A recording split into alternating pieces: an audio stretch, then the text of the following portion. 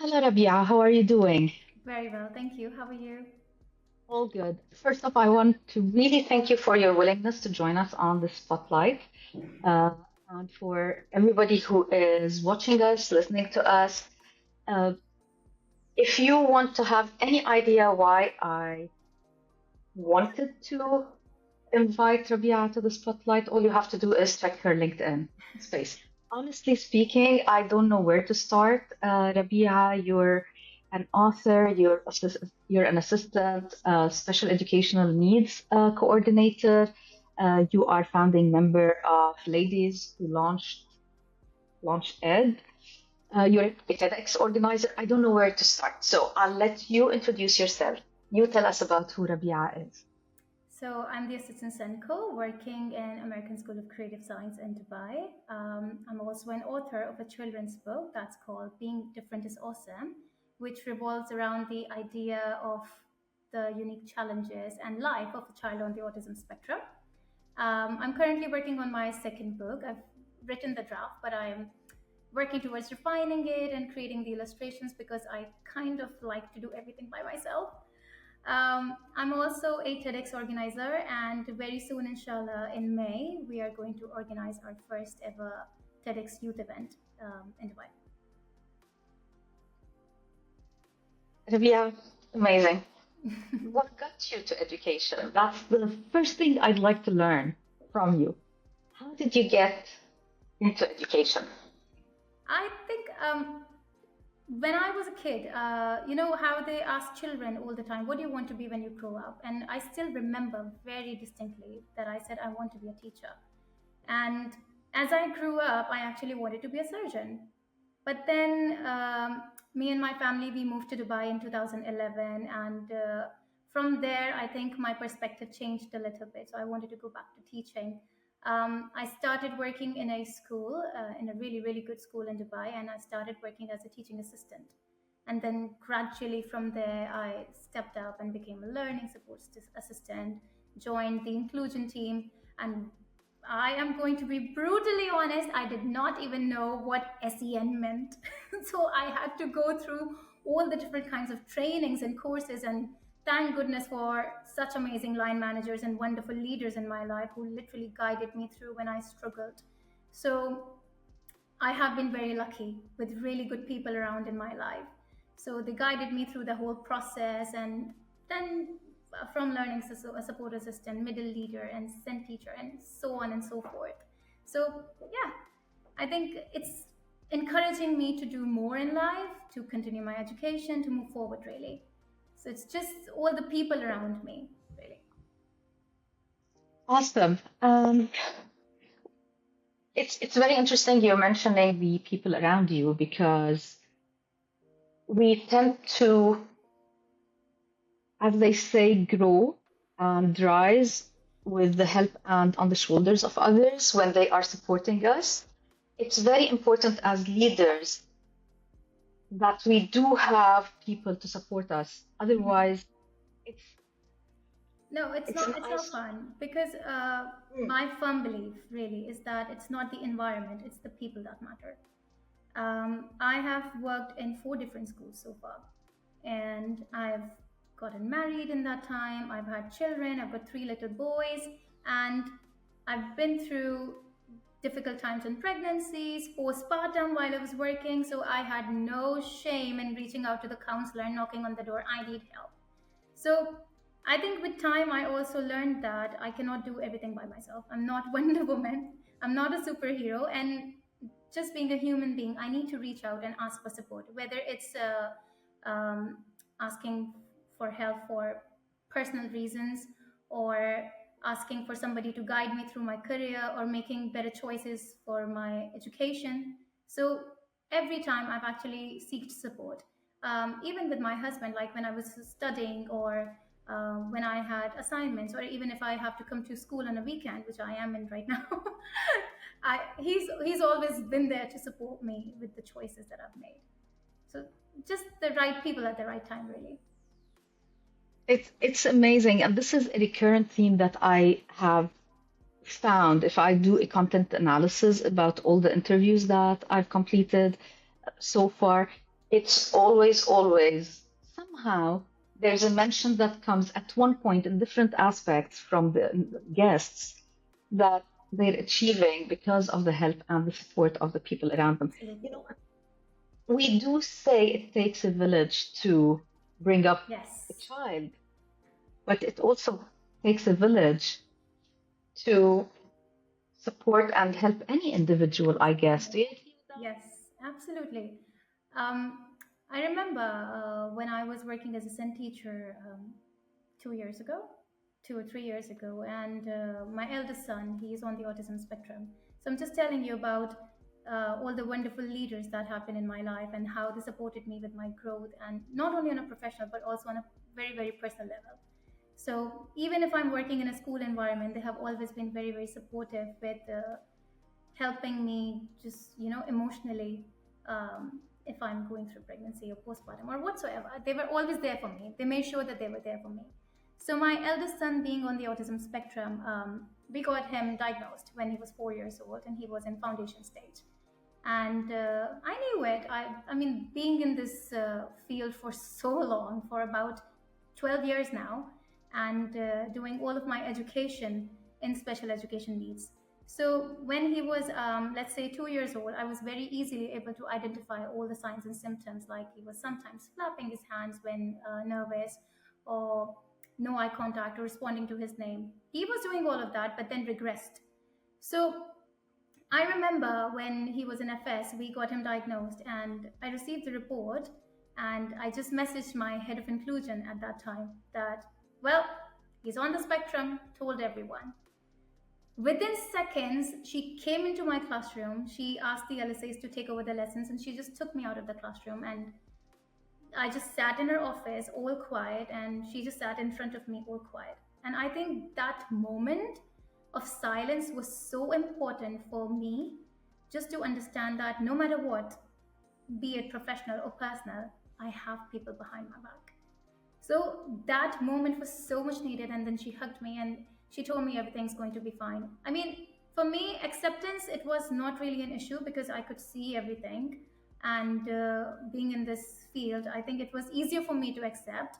Uh, but for my family members and for my husband and everyone else, even to explain to them what really autism is and how we can take the necessary next steps, I think that whole process was a little bit difficult. But then again, with them accepting in the first place and then being on board really helped. So I had people with me who were on board with me, who supported me with taking the necessary steps. They guided me where to go, what evaluation needs to be done, who needs to support what. Like, I couldn't do it alone. So again, I had the right people with me in those moments. Rabia, it's so nice, interesting and nice, your strength and your openness and willingness to discuss this, because we do know that we are in a context where acceptance, Hmm. especially acceptance when it comes to our own children, is not easy. Like, we, it's always, I tell them, I've taught so many children and so many students at different age levels, but it was never as tax, taxing as working with my own son or working with my own daughter, because there's that emotional connection. Yeah. There's that aspect that why can't you get it? I'm talking about this because Yeah. my son is also dyslexic, and as he was growing up, there's that part where, similar to you, you summarized, I think, the journey of anybody who has a child with whatever special needs or divergence that is there. There's that part, something is you need to attend to, you know, and Exactly. then And then there the is. moment you accept, I mean, our journey has been incredible just because we Mhm. have accepted the fact that there's something that we need to work on. I'm not going to call it a disability, or I'm not going to call it a weakness, because I always highlight it as an area of improvement. So if I'm saying it's an area of improvement, then there's room for improvement. So let's work towards that. Now he is excelling in Quran. Alhamdulillah, he's doing really well. He's participating with other mainstream students, and just on Tuesday we went out of school for a Quran competition. So I have recognized those strengths and I'm working on those strengths rather than focusing on the weakness and what he lacks. So we just need to pick those things really. And you said something that is extremely important, acceptance, and then followed with, okay, now I know that what I'm dealing with, and I'm more capable of supporting him and empowering him to move forward. After all, as you said, Yeah. it's not a disability, it is an area for improvement. I love your reference to that. And I also love, I really appreciate the term divergence nowadays. Yeah. That is being used instead of special needs. Yes. It is about diversity. It's not about, it's not really about holding everybody to the standard that the educational system has boxed and created for us. Yeah. So that's very nice. And you told me something before we started the recording about your learning ladder. And it really caught my attention, and I'd really like to hear about that. And anybody who's watching this, I'd like them to hear about your learning ladder. Yeah, this is something that I personally feel really proud of. And when I came to Dubai, I started my career as a teaching assistant, and then I moved forward and became a learning support assistant within months, because people in my classroom, they thought that I work well with students. So I was like, okay, sure. I moved to the inclusion department within a few months, and I struggled. I struggled a lot. But then, thank God for such a wonderful Senko at that time who was able to see that I'm struggling. And she said that, you know what, we're going to stop right there. I'm going to send you to different students in different year groups so that you can see their different abilities and recognize them. And then come back to me by the end of the day and say that this was a strength and this was an area of improvement. And I picked that term from there, by the way. Oh, And nice. she's. Can you? Sorry? Sorry. Do you mind telling us something about an example of the struggles you were facing? Like what aspects were you struggling with? So, I mean, I had no idea what autism is. No idea. I was a total nun, and I was expected to support a child with autism in that classroom. So he would just cry randomly if he was stressed out, when he was overwhelmed because the classroom was noisy, or there was a substitute. It was really funny. Now I think about it, I'm like, oh my gosh, I was so stupid. And there was a substitute teacher in the classroom because the class teacher was absent. And every teacher has their own ways and their own routines, just like children. So she said that, all right, everyone, why don't you put your water bottles on top of your table and then you can have your snack. The other teacher expected students to keep their water bottles on the floor because they were afraid that it would spill. He had a massive tantrum. But I can't do that because we don't put our water bottles on the table. We always keep it on the floor. I'm like, how about you try today? And let's see if it makes a difference. He was all teary, poor child. He was upset, but he kept his water bottle on the table. And I sat next to him on the floor. I'm like, does it help? Yeah, I'm like, well, if it doesn't, then we can always keep it on the floor. That's okay. Let's try for 2 minutes. I put the timer on. Let's try for 2 minutes. But then when I think about it, as an educator, I really fail to understand that it's going to stress him out. And then I discussed with my line manager later on. Then she explained to me the signs and symptoms and traits and how he's fixated with certain structured routines and he's not really prone to flexibility. So we need to always provide him with alternatives instead of stressing him out. And it's okay if he keeps it on the floor. It doesn't really make a difference. So when I think about it, okay, that really helped me understand him better. And then there was one more incident in the math classroom. So what really happens is that in school they do pre-assessments just to know the levels of students of where they're really at and how they can further support the students. So he saw the math assessment paper and he started crying. I need a number line. I need a number line, because he was so used to counting forward and backward using a number line. And in like during the assessments, they were not really allowed to use any resources. But alhamdulillah, the education system has evolved and they're now providing certain accommodations and modifications. But at that time, literally nothing, which was such a shame. But thank goodness that it has evolved now. And he wasn't allowed. So from that day onwards, I decided that, you know what, we're going to reduce using resources. We will just use them just to introduce a concept, and later on, we're going to draw our own number line. So when I think about those things, those instant fixes, they helped in a way, but many times they did not, because there are no instant fixes. It takes time, it takes a lot of patience for us as an educator to accept that, okay, his abilities are different, he learns differently, and he might need different things to progress. So there were a lot of moments of realization for me as an educator. There were a lot of learning curves. There were so many moments where I learned new things about students on the autism spectrum. That okay, this is something that will work better with him, and this is something that I need to keep away from him before he's absolutely triggered and we have a meltdown.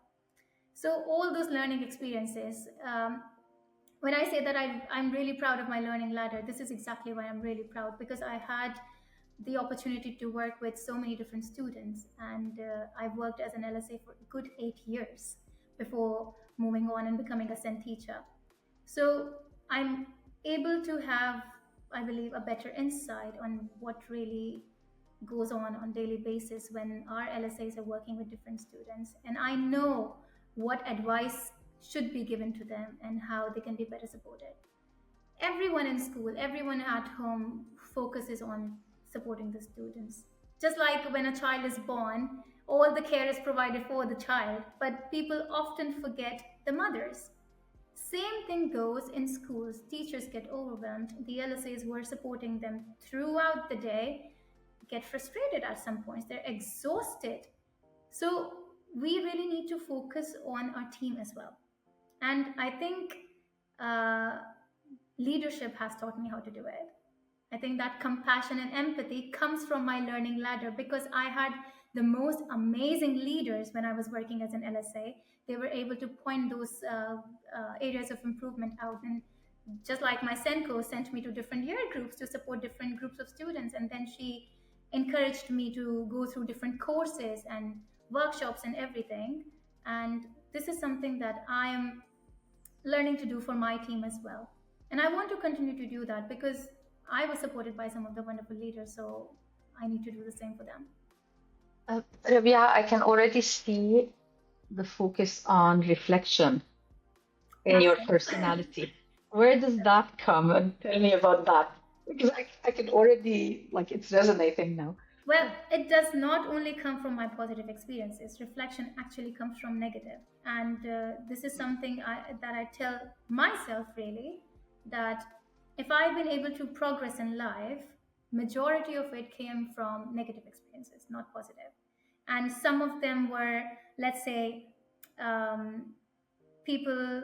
I don't want to use the word racist really, but ethnicity backgrounds. I just rephrase it. But then if people see you coming from a different background, they would believe that okay, I might not be able to reach a certain level because I'm not of that particular nationality. That was number one. Number two was if I'm able to see the signs and symptoms of my child being on the autism spectrum, and people are telling me that no, he's absolutely fine, or this behavior, that behavior, you are actually questioning my experience, overall experience, and maybe educational background. And I think I do need to step up as a mother then and tell you that no, I go home with that child every day, and I am seeing that in school and at home as well. So trust me, believe in me. And then also working with different colleagues and how um some of the treatment to the other colleagues who are working with them, I don't want to use the word below them, but the ones that they're supervising, I'd say.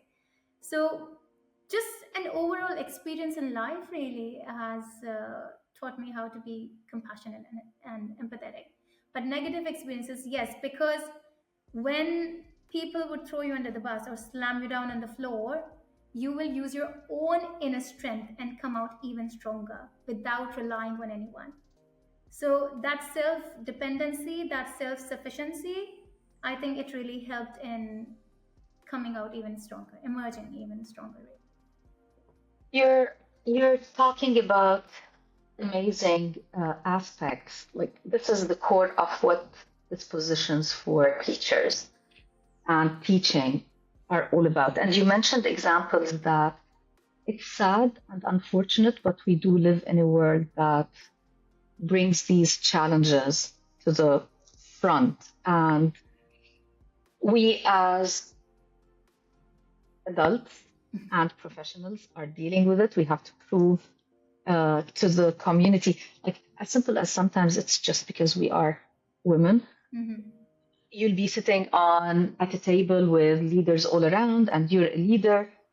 Still, we are at a place where it's unfortunate, but the weight of the contribution you're bringing is sometimes not as equal to the man. And we do have to fight for that, each in a different way, to stand up for ourselves.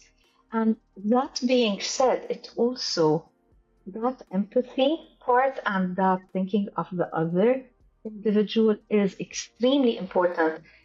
Not like I already saw it when you were talking about the need to support your team members. Mm-hmm. And it also cascades down to the students. Yeah. At the present time, whatever challenges we are facing, our students do face similar things. They are living. That's what bullying is all about. And it's so important, I guess, for us to, reflect and see how to support ourselves, our team members, and the children. Yes, it's all about reflection, really. I mean, not only from your experiences. Let's say, for example, if we are introducing something within our department, I'm not going to throw it at my Zen teachers directly. I'm actually going to, just like when you're teaching something new to your children, you would rather demonstrate and model it to them. Why can't we do the same for the adults in our team? Just because they're adults, they should know everything? No. I am really into coaching. I love coaching and doing it very positively in a way where I'm not throwing things at them. And I'm not saying that, okay, this is what I've demonstrated, this is how it's supposed to be. I'm always open to ideas. I'm a human being. It's not necessary that being a leader, I can't be wrong. Yes, I can be wrong. I'm open to ideas. Maybe you have even better and creative ideas. So I'm all in for coaching. I love coaching. I love working with my team. And I'm a firm believer of pushing people to just move forward in life, because I was pushed by my leaders to move forward in life. And I remember there was a time when I was working as a Zen teacher. It's a very big school, lovely school, and there were so many Zen teachers in that school. And I had the biggest group of students because I was just taking my students. Yeah, like come to my classroom. No, he's struggling in the mainstream classroom. No, he needs to be in my classroom. And at some point, my head of inclusion was like, "You need to stop. You need to stop because we are like at full capacity." So I loved doing that. And just because I was taking more students, I had the biggest team of LSAs. And since I had the biggest team of LSAs, it was only LSAs from my team who were leaving school. So it came out as something to be flagged. So my head of inclusion came one day to my room. She's like, you know what, we've noticed that out of 15 LSAs from your team, 7 have left already. Why is that so? I'm like, okay, let's talk about it. Let's have a look. 1 went to university, 3 went to have better jobs, 2 moved as Zen teachers. Think about it, why they're moving. And she was like, okay. And then I laughed on the inside because I was just pushing them, get out, do something with your life, come on. And they would just come and they would ask me to write references for them or even speak with HR managers and just sit down, come during my break time and sit with me. All right, let's compare courses. This university now, let's go with this one. Can you help me prepare for my IELTS exam? I was open to that because I was supported that way. And I I am really proud of how I was very stubborn to move forward in life, be it my personal, professional, or education. So I wanted to do the same for the others. So that is why my LSAs were leaving school and they were literally just moving forward. It's amazing you're mentioning this, Rabia, because the moving forward and paying it forward, it's really what you're doing is paying it forward. You were supported and now you're supporting others, and they will in their own turn support the generation after or support the team that they work with. And it all goes back to we all grow together. We don't grow in silos. Hence why I'm really trying through edubridges to bring this community of passionate educators. So it's very interesting. You're talking about the ones that you were trying to support to move forward, and it all started with how you were taking on more students, and then more uh, assistants came with that. There's a saying we have in Arabic, or I don't know where it comes from, but there's a saying that goes along these lines. If you work hard, you make mistakes, you're let go. If you work a little bit, you make little mistakes, you're kept. And if you don't work at all, you don't make any mistakes, and you are promoted. So in a way, that's sort of, it goes back to what you were saying. When you're working, you're bound to make mistakes. None of us are perfect. None of us are perfect. It's just checking what are the mistakes, changing. And again, it just showed that it wasn't a mistake. On the contrary, it was a support in that situation. So it all goes back to reflection and supporting each other. Exactly. And um, I think if you don't learn from your mistakes, you haven't learned anything. That's that's a strong belief. Um, when I had my second son back in 2019, just before Corona hit, I took admissions in University of Birmingham for a postgraduate course in inclusive education, and I did all of my education in Pakistan, and then I did bachelor's from an Indian university here. So the curriculums were very, very different, even on a university level, very different. The expectations were different as well. So it was the first time for me to study from a British university. So I struggled. Very openly, I flunked the first module. Not at all ashamed of it. Not at all. So I was going through postpartum and then COVID hit. So we were working from home and I was working as a learning support assistant. So I had to sit in front of my computer from 7 a.m. onwards and do online classes with students of determination. So it was not fun because most of our learning goes with face-to-face interactions, and it was such a big challenge. But then alhamdulillah, we went past it and it's all good now. But then the challenges that I faced with my mental state and emotional state, they were devastating. Because for me, I would always approach the counselors in school if I was struggling. And at that point, even if I had to approach the counselor, it was online. So it was not fun. So when I was doing my postgraduate, for all of these reasons, mainly, I flunked the first module with 3 or 4 marks.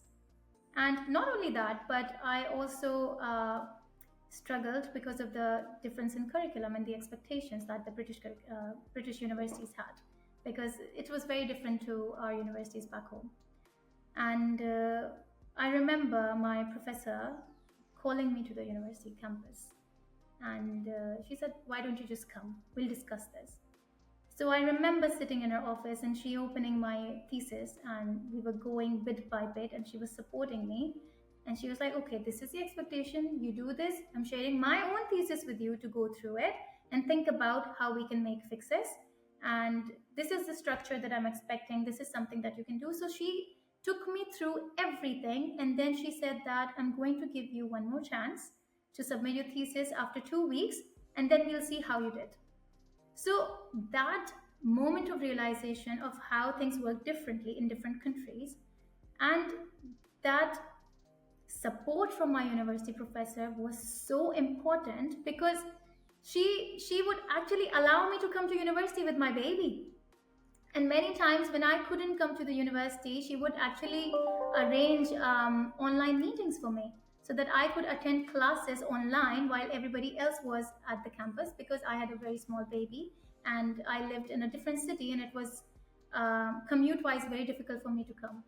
So, the reason why I talk about support again and again in everything throughout my journey is because I was actually supported by the right people on every step, be it my career, be it education. So, even if I flunked, I'm not ashamed to tell the world that I'm flunked, but I'm very proud of the support that I received after failing that first module and then passing with merit. So, very proud of that. Rabia, I want to say something. What you're talking about is extremely important. And all the time I'm thinking of, oh my God, we always talk about, and we've all touched it, how a single person can make a major difference in somebody's life with a small act of support or with a small thing. But there's also the other side of the coin. Yes, you were supported by so many amazing individuals. But I'll tell you something. These same individuals have supported so many other people, but not everybody reciprocated and made use of that support. So I'd like to here take the time to tell you, take credit for what you also put in. Yes, you had all that support, but so many people get similar opportunities, similar support.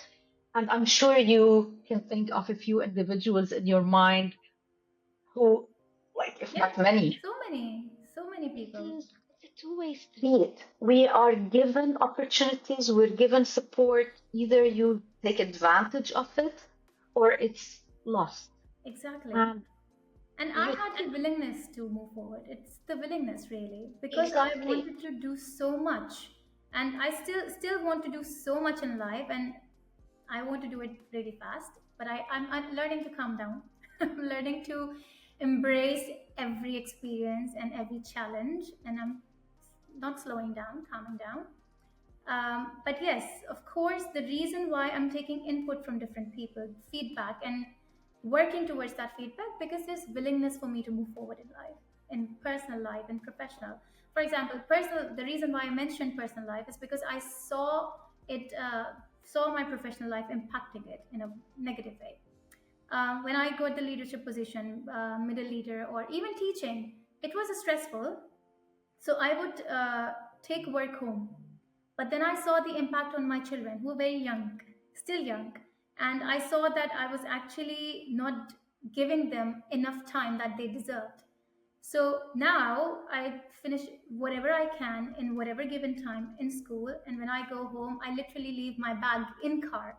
So I don't even have the urge to open my laptop or just even go through that document. No, this is my family time, these are the priorities, and this is literally one of my goals for 2025, that I'm going to prioritize what really matters, and family comes first.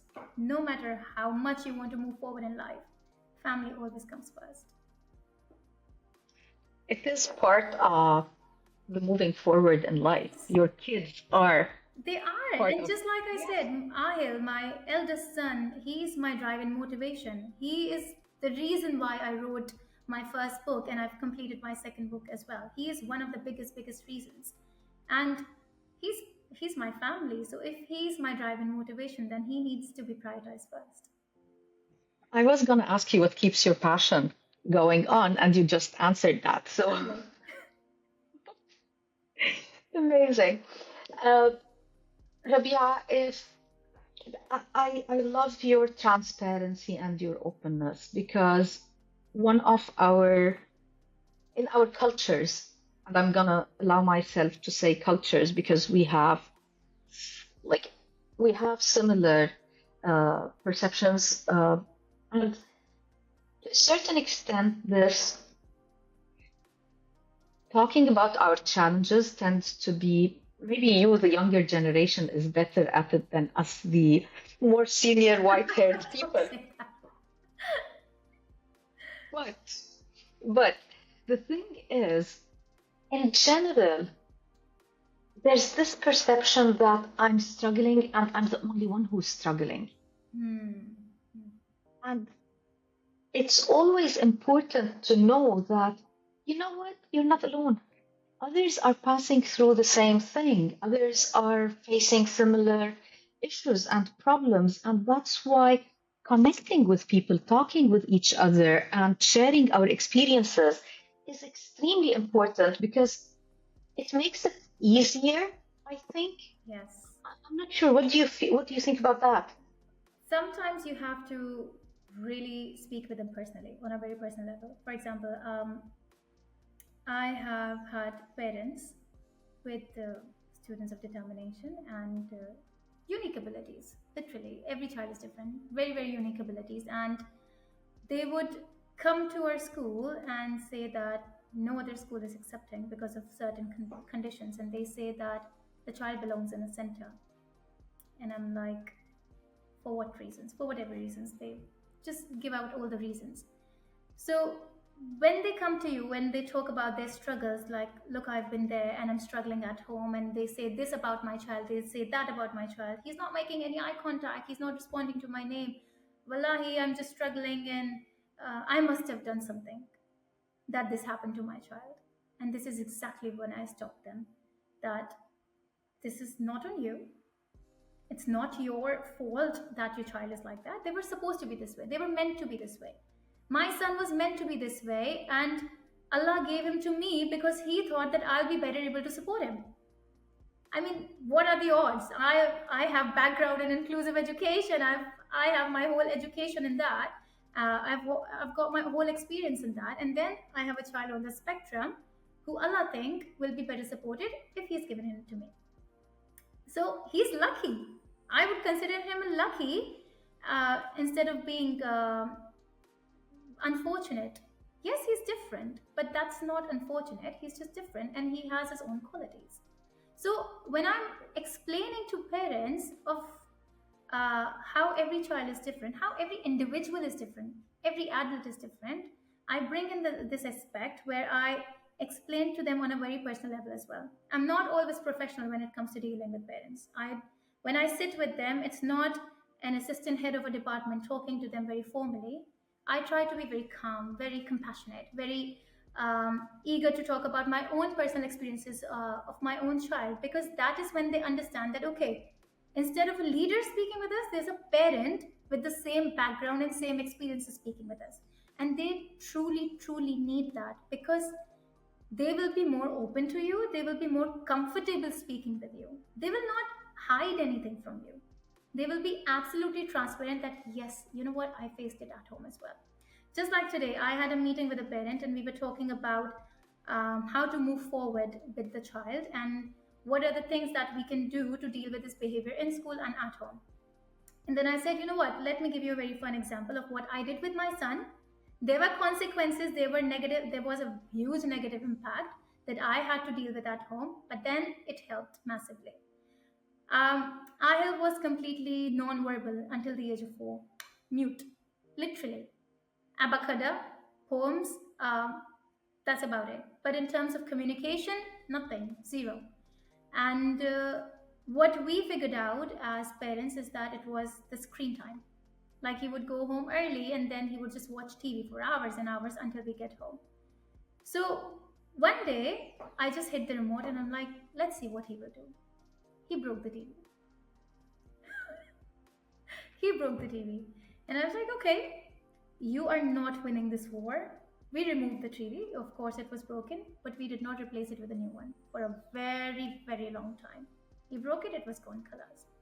But then he started getting bored. So instead of fulfilling his boredom with all the toys around him or telling him that, you know what, you have this option, you have that option, we did not do anything. Instead, we allowed him to go and explore. He would just open the cupboards, take out cooking pots and utensils and spoon and bang them and pretend to cook. But he explored by himself. He went into the room, he figured out that there were markers and pencils. He would draw washing machines around my house on the walls. But then we were able to find out that, okay, he is creative. I mean, he did not look at any drawing, he just used his imagination and drew washing machines, even though it was on the walls. He was doing something by himself when he's bored. So, when I think about my childhood, my parents did not give me options or alternatives when I was bored. They allowed me to be bored. They were like, just go and figure out and do something. This is exactly what I did with my own son.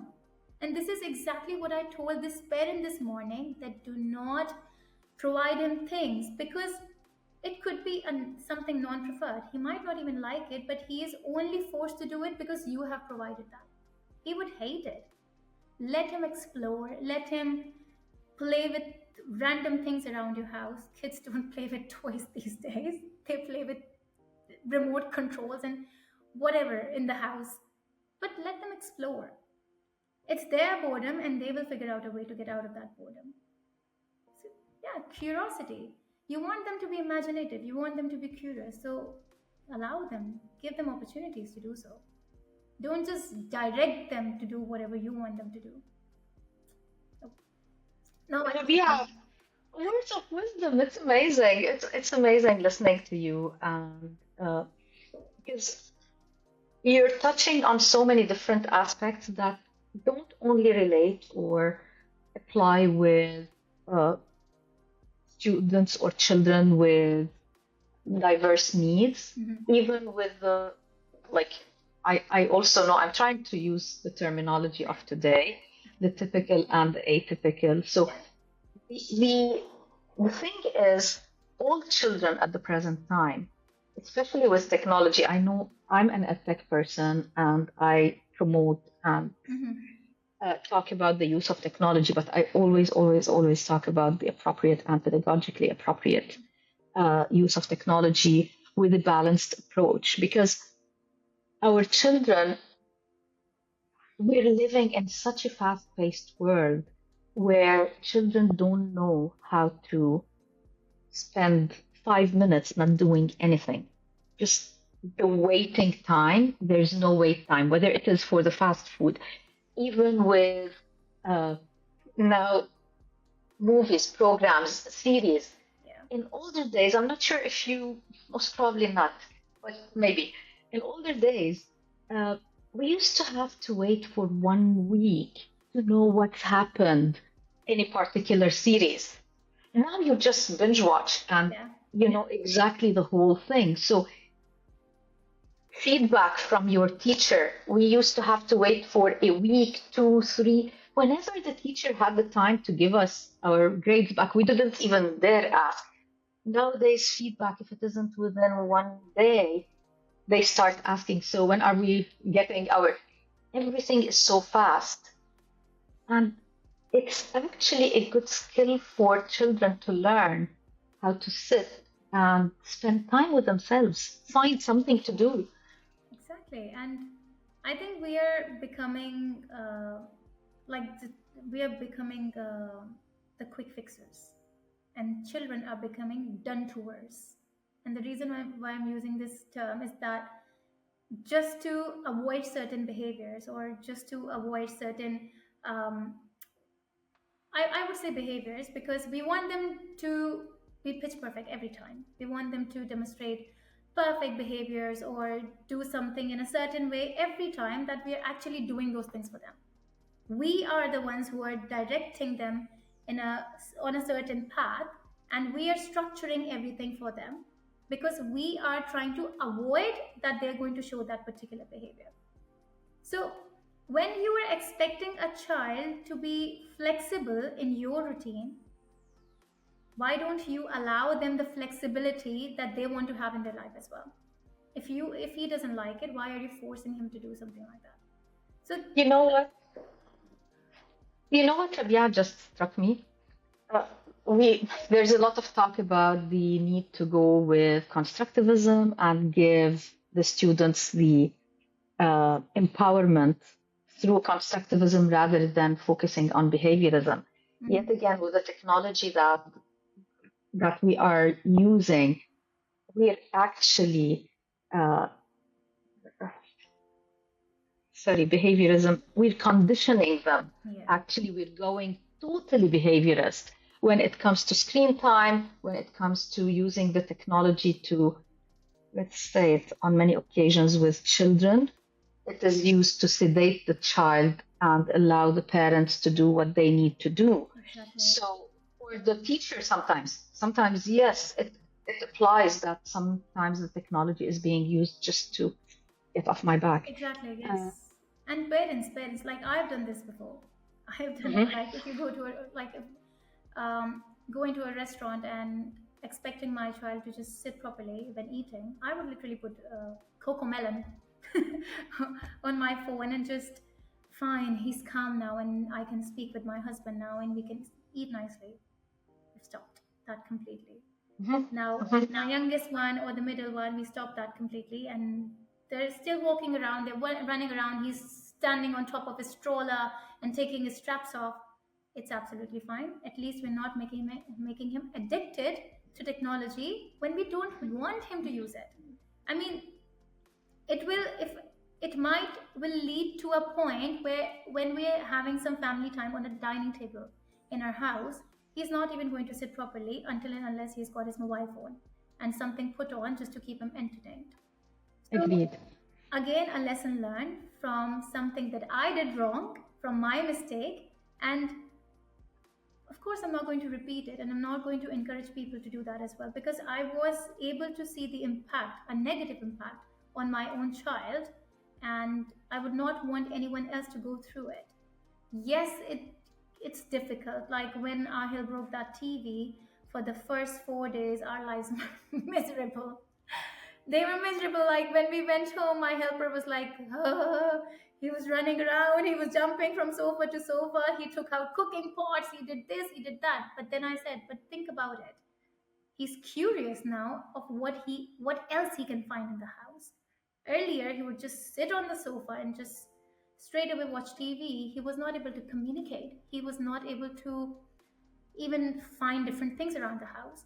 Now, when he doesn't have that option, he's actually coming to you and communicating in his own way of what he needs and wants. He was not even able to express himself that I need this or I need that or I want to go here or there. Now he's coming and he's, even if he's whining, you know that there's something wrong. He wouldn't even do that because he was so fixated to that screen. Rabia, I want to ask you, do you journal? Do you write your reflections? I do. I have a gratitude diary, and it was given to all of us by our school principal because she's a firm believer, lover, by the way. Not saying because we're recording it, but she is one of the best leaders, alhamdulillah, and also my head of inclusion. Um, so she gave all of us gratitude diaries, and every like at the beginning of every academic year, I do have this notepad, and I have little stickers that I put around if something went right, something went wrong. But then at the end of every month, I do write a reflection note of what went well. And in teaching, when we go in to observe a lesson in the classroom, we do list down things of what went well in that lesson and even better if. So I use the same approach for myself. What went well and even better if. So yes, I do journal, and that's all based around my reflections. I could sense it because, yes, I just wanted to ask about it. And what I love is that this discussion is really, even though it wasn't the intention, but the spotlight is on Rabia, but also there's a whole learning uh, component to it, to anybody who's listening, about the importance of reflection in particular and the reflective practice. And I like how you are putting the journaling with a monthly thing, because I know that in the hustle and bustle of everyday life, even even though we are reflective people, on many occasions, the daily write down becomes more of a burden rather than a good uh, Yeah. habit. So I like how you mentioned the monthly thing, the beginning, like transition points. That's also really nice. I do list down things like, for example, if something happened, like even if my child went for Quran competition, for example, and I'll just quickly open the diary and just with a little bullet point, I'll just write Quran competition. That's it. Like I have January at the top, and I'm listing down all the lovely things that happened in January and all Awesome. the lessons on the next page that I learned in January. So it's not always the positive, it's also the mistakes that I made, and then I reflect on both of them. So, yes, there's a lot of gratitude, there's a lot of sabr and shukr in whatever Allah has given me. But then I take my mistakes as positive as well, because I think Allah wanted me to learn from those mistakes, and that's why He gave me an opportunity to go through that. You know, it is a life lesson in the end, and it's not always stars and rainbows. Learning moments all the time. So, Absolutely. Rabia, you mentioned that you want to do a lot. MashaAllah, it's very obvious you are already achieving a lot. You're anybody who's listening to this and watching us will definitely know how inspirational, will sense the inspirational part in Rabia and will understand fully why I wanted to uh, interview you. And you also said that you're very uh, you want to do so much in such a little period of time, but now you're training yourself to not calm down, but slow down. No. I mean, I'm training myself, yeah, calm down, Well, not slow down.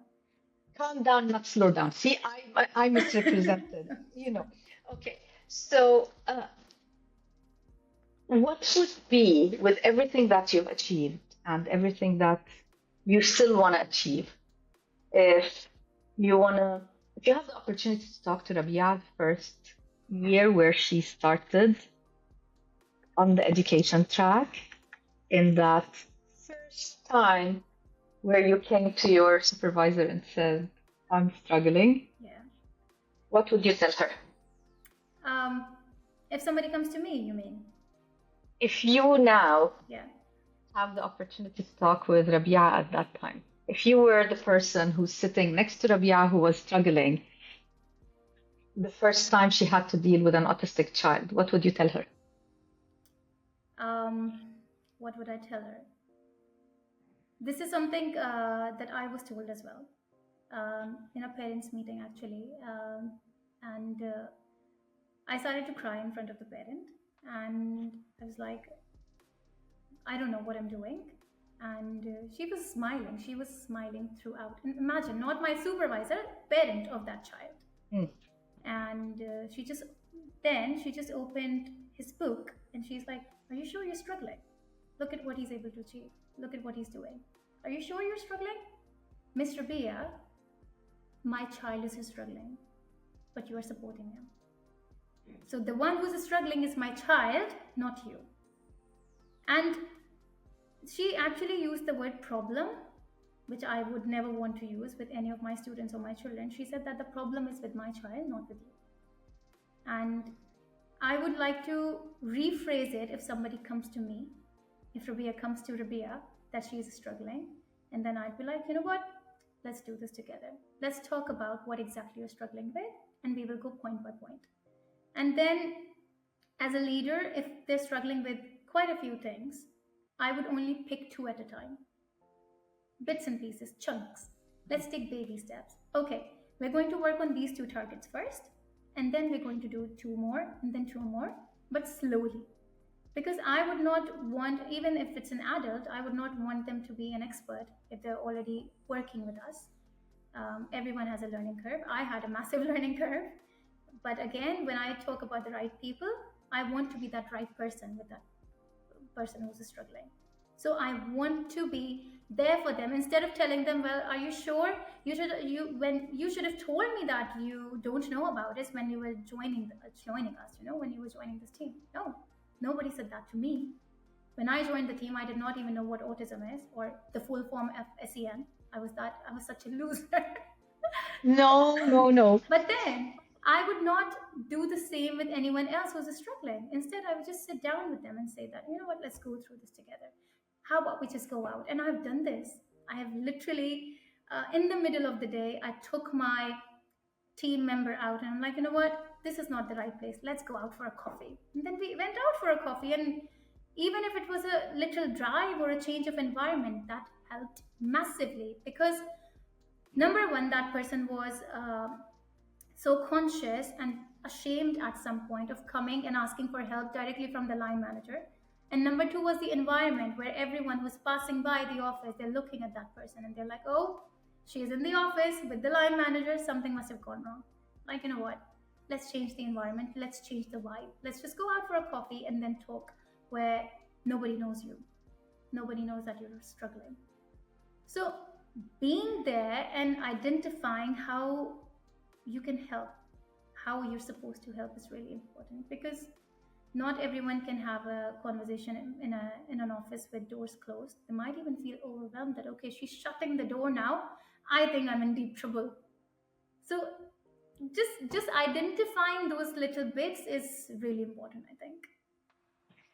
Goes back to what we were talking about, the empathy and putting yourself in the shoes of the other person or in the place of the other person, how they might perceive the situation. It goes a long, long, long way. And I'm sure everybody who's listening, there's so many lessons about personal growth, professional growth, leadership, tips and tricks, and most importantly, also reflections about dealing with your loved ones and supporting them, no matter what the diversity that they bring to the table. Rabia, I'm not sure if there's anything, like I can go on for another hour talking to you and listening to you. I love this. And I think there'll be more opportunities for us to share and discuss. But at the present time, is there anything you wanted to mention and I didn't have the opportunity to talk about or ask? Um, if I talk about my personal and professional experiences, I'm all in for promoting the notion of inclusion. And when I obviously finally learned about autism and all different kinds of things, I wanted to promote it in the most positive way and the most creative way. So I'm all into arts and crafts and paintings. I'm like all artsy fartsy kind of person. So I wanted to promote it very creatively. So yes, my son was my drive and motivation to write the book, but then the illustrations and all the words are very personal. So whenever I'm reading it to somebody, they're like, "Oh, that's definitely Ahil." So they don't. Even if they don't know, they're like, "My goodness, those things, those details are so personal." But then it's not about him. It's like changing the general perception.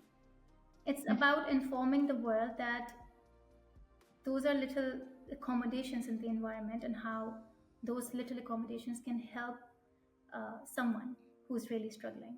Um, the chorus is something like this, that I may be a little different, but isn't that okay? Because being different is awesome, and that's how I choose to stay. So It's this amazing. it goes along the book, and it goes along with different situations that the child goes through, and how the environment or the bright flashing lights or fireworks, how they can, wobble their whole situation, their whole life. But instead of looking at them differently, just be empathetic, just be accepting. And that acceptance will really help them thrive in this world. And I feel like where I'm working right now, it's a beautiful place for any child with different needs to be in, because the perception and the way people are compassionate towards our students, it's beautiful. It's absolutely lovely. And they just, I mean, it wants us as educators to do even more for them. And I've heard from different people, when you go back home, they start telling us all wives' tales and how you should do this and feed them this and that. And, this, they'll get better and they'll start communicating better. And they give all those tips and tricks. And I'm like, yeah, but it doesn't work like that. So my second book is based around that idea of, the first one is all about acceptance and diversity and promoting the notion of inclusion. But the second one is about informing people that this is not how it works. I have my own way and I'm going to thrive in my own way. And I love writing books with rhymes and with having certain choruses. So this one goes like this: that it will take some time and patience, as tricks won't change what's true. This is the kind of magic no bibbidi bobbidi boo can do.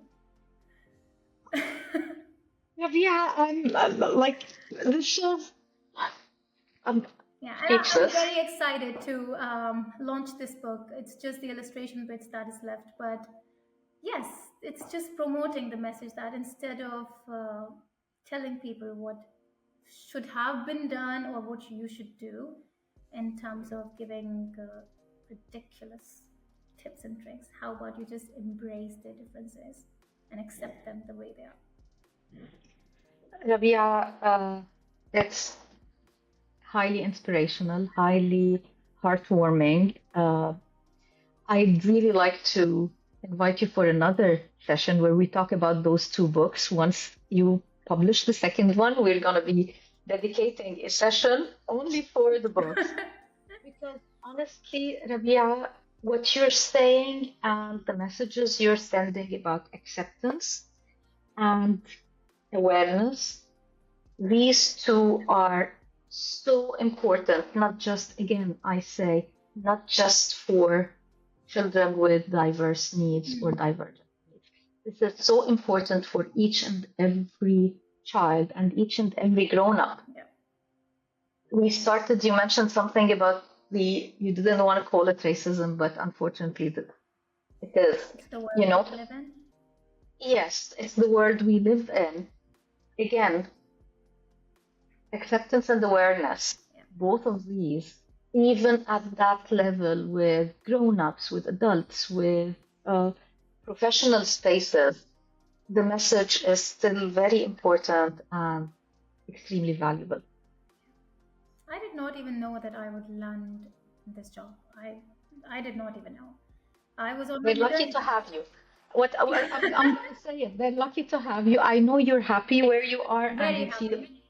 I Very know, happy. I can tell because all of what you're saying could not come out if you were in a place where you were not happy. Of course. But at the same time, I'm confident and 100% sure that they are happy to have you and they're blessed to have you. Rabia, thanks a lot for your insights. Thanks a lot for your openness, transparency, and most important, your passion and your contributions. Thank you for having me. Such a wonderful opportunity. Thank you so much. Thank you.